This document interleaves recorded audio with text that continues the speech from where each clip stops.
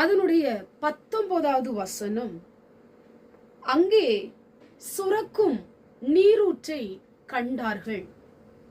இந்த வார்த்தையை கேட்டுக்கொண்டிருக்கிற எனக்கன்பான தேவ பிள்ளைகளே, உங்களுடைய ஆசீர்வாதத்தின் காரியங்கள் எல்லாம் தூர்த்து போடப்பட்டவைகளா இருக்கலாம்.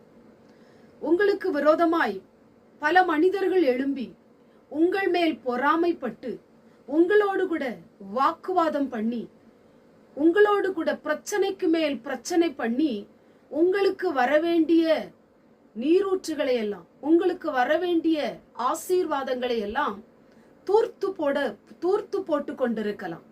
இந்த நாளிலும் கூட தூர்த்து போடப்பட்ட அத்தனை துறவுகளையும் மறுபடி தோண்டி நீங்கள் எடுக்கும்படியாக கர்த்தர் உங்க வாழ்க்கையை ஆசீர்வதிக்க போகிறார்.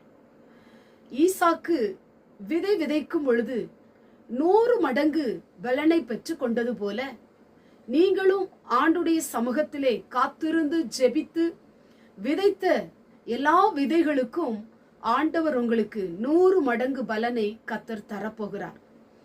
உங்களுக்கு யாரெல்லாம் பிரச்சனை கொடுத்து கொண்டிருந்தாங்களோ, யாரெல்லாம் உங்களோடு கூட யுத்தம் பண்ணி கொண்டிருக்கிறார்களோ, யாரெல்லாம் வேலை ஸ்தலத்துல உங்களோடு கூட எதிர்த்து போட்டியிட்டு பொறாமைப்பட்டு கொண்டிருந்தார்களோ, அவர்களுடைய கண்கள் காணும்படியாக நீங்கள் ஆசீர்வாதத்தின் நீரூற்றை பார்க்க போகிறீர்கள்.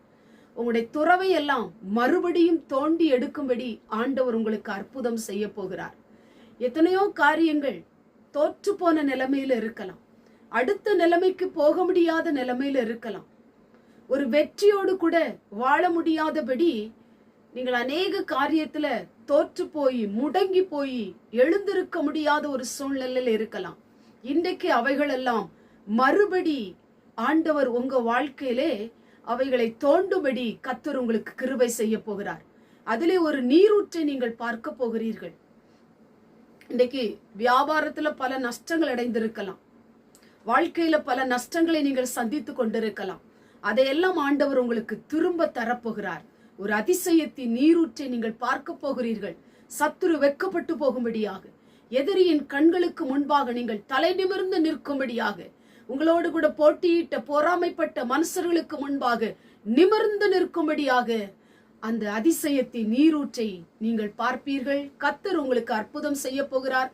ஒரு பெருக்கத்தின் ஆசீர்வாதத்தை கொடுத்து உங்களை அவர் வாழ வைக்க போகிறார். கண்களை மூடி ஜெபம் பண்ணுவோம். எங்கள் பரிசுத்தமுள்ள நல்ல பிதாவே, கேட்டதான வசனத்தின் மூலமாய் ஆண்டவரே, அதிசயத்தின் நீரூற்றை உடைய பிள்ளைகள் பார்க்க போகிற தயவுக்காய் ஸ்தோத்திரம்.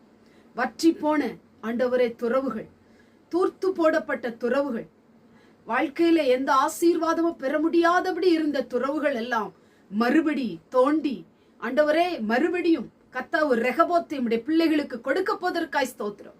இந்த வார்த்தையை கேட்டுக்கொண்டிருக்கிற ஒவ்வொருவருக்கும் ஒரு அதிசயத்தின் நீரூற்று திறக்க போவதற்காய் ஸ்தோத்திரம். கஷ்டம் எல்லாம் மறைந்து போகட்டும். இயேசுவின் மூலம் ஜெபிக்கிறோம் பிதாவே, ஆமென்.